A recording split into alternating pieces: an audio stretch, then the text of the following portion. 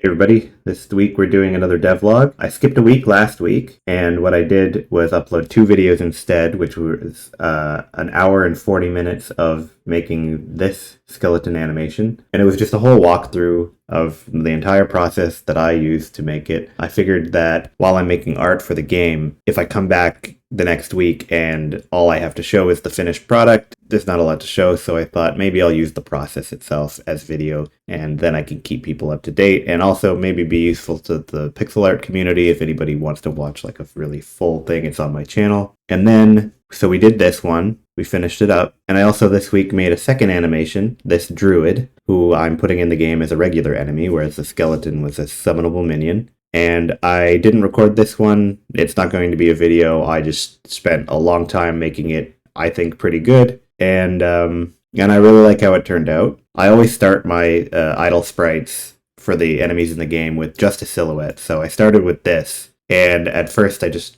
was like thinking of like a cross-legged pose, maybe reaching up and having a bird on their hand. And they kind of turned into, I just kept going, and they almost turned into like a cross between like Pinocchio and Poison Ivy. I like it for a druid. I think it turned out pretty well. While I'm on the topic of pixel art, another thing I've done this week, besides developing the game, was I've just been spending a lot of time in pixel art communities online, on the pixel art subreddit, on the pixel art Discord, on Tumblr, and just getting out there, trying to get my name out there, and trying to get better at pixel art. You know, I was spreading the tutorial video around, and I'm pretty new to it, and I've been pretty open about that I'm new to it. You've pretty much seen everything I've done on this channel, or if you go back and watch my videos, you've seen them. So we're talking the second animation I've done, I think the third, the fourth, the fifth, the sixth, and the seventh. And to me, I could see a market improvement. Now, I'm no expert, but I think, looking at this, and probably the skeleton, I'm quite proud of them, that I could say that one thing I had considered, and I had been spending a lot of time in these pixel art communities, giving advice to people who were newer than I am, and I still consider myself new, but I thought maybe, just like I see a lot of artists making commissions online for doing pixel art, I might open myself up to that. And I could see, without, saying I'm super good at it yet, which I'm not, I could see somebody paying for an idle animation like this. I kind of wanted to open up commissions just to get more experience myself, take on side projects, and be forced to do things that aren't necessarily in the style of my game. So I don't know if there will be any takers, but I'm making up a commission sheet and I'm going to be posting it on my socials. I'll probably not charge very much because I don't expect there to be a lot of traffic to that anyway, but it'd be a good way to practice, and I don't think it will take too much time away from the game. I think it'd be interesting to take on a few jobs, so I'm making up a sheet and I'll be posting that around, just in case anybody would like something like this. I think it'd be a fun side project to make. And if there are any takers, or if just my pixel art focused videos on YouTube do well at any point, and it's all pretty new to me, but one could see maybe it helping a little bit to fund the game. And if that is of interest to anyone, if anyone wants to make a commission, I've set up a Ko-fi account. It's ko-fi.com/slugdragoon, same name. I put a gallery here with assets from my game, just showing what kind of thing I can do. That includes some low poly assets. And I have commissions set up for doing pixel art animations and possibly lo-fi assets. So if you want to support the channel, or you want to support the game, if you want to purchase anything for a game that you think you could use a similar style, I'm also going to be trying out different styles on the side when I get bored, and then maybe filling out a portfolio. I put that up. I think it'd be fun to take on something different. Next, we have the one 3D asset I made this week, which is a spike trap, but it comes with an animation. Actually, 2 animations. One when the spikes fire and the trap is triggered.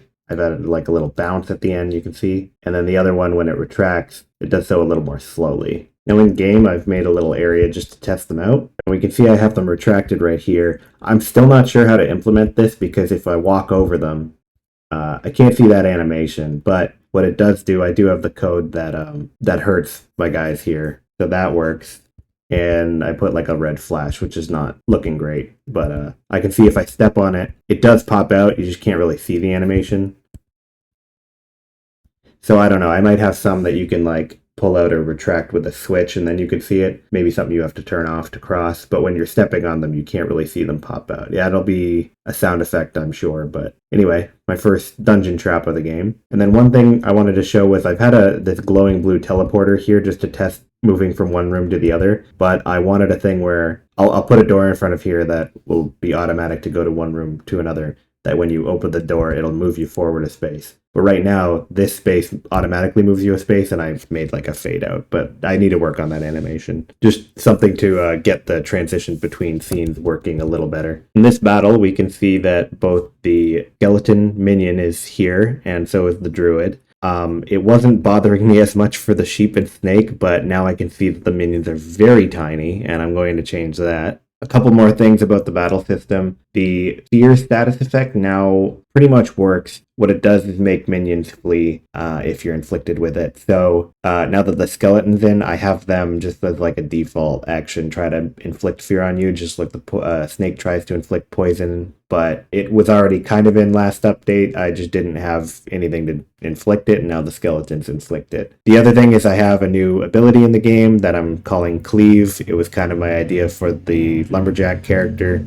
their sort of signature move, and if I can get him to do it, it'll just attack all of my guys. The idea eventually is for it to have some sort of downside, like when I implement some sort of armor. Like my idea would be if you hit the armor, then you trigger the downside, so it's kind of a risky move in some scenarios. But right now I just have it damaging all of us, so I'll try to have him do it.